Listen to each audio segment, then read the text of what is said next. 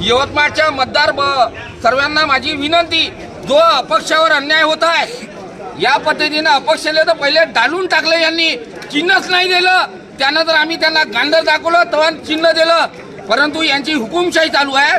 आज जे निवडणूक आहे 2 तारखेला होणार होतं ते होऊ दिलं नाही, काऊन का यांच्या मशीना फिट झाल्या नाही आहे.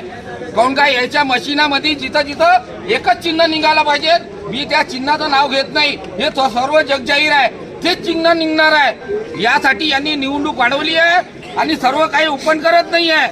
यामुळे सर्व अपक्षाले दाबण्याचा प्रयत्न करत आहे. जेवढे माझे अपक्ष उमेदवार आहे सर्वात कोणी काय कुठे ठेवलं आणि प्रचार करताय, पॅम्पलेट काढले. आज अशी परिस्थिती आहे, काँग्रेस आणि बीजेपी हे लगातार प्रचार करत आहे. आम्ही अपक्ष लोक कुठे प्रचार करू? आम्हाला एक लव्ह लेटर दिले यांनी, शासनाचा निवडणूक विभागाचा GR. त्यांना प्रचार होणार का?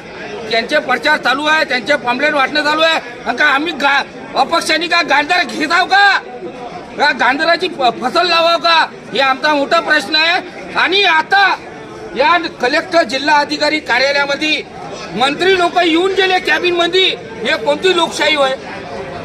लोकशाही म्हणजे जिल्हा अधिकाऱ्याला पुरे अधिकार दिले आहेत. त्या GR मध्ये जिल्हा अधिकाऱ्यांनी सर्वांची बाजू मांडणं. जिल्हा अधिकारी म्हणजे जिल्ह्याचा मायबाप आहे.